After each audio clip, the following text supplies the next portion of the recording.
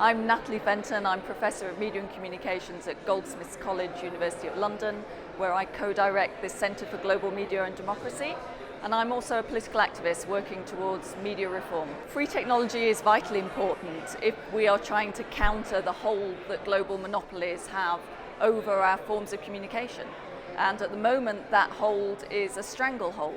So unless you can create structures, infrastructures, where data is free and controlled by the people, then you're always going to fall back into a situation where any data you create will be sold for the greater good of global capitalism.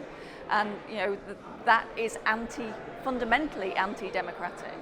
So unless we fix that problem, we're always going to be in a situation where democracy will suffer.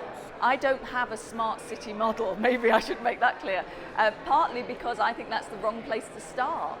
I don't think you will gain democracy by creating a smart city.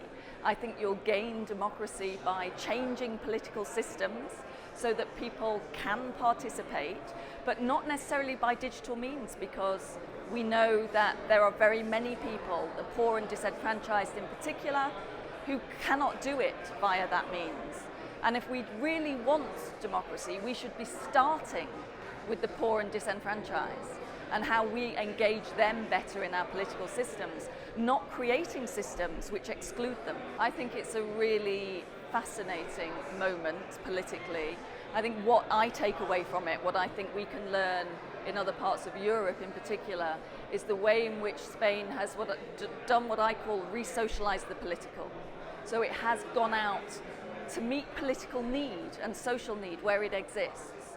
So it's not that it has actually been all through the internet. The internet's been a facilitator, it's maybe been a mobilizer, but actually the heart and soul of the politics has been about meeting social need on the streets. Yes, of course. And that's where politics starts. And if you don't have that as part of the digital dream and image, then that becomes a real issue. We're talking about the redistribution of resources as fundamental to democratic politics. Yes, you can have some of that fed through information and communication technologies.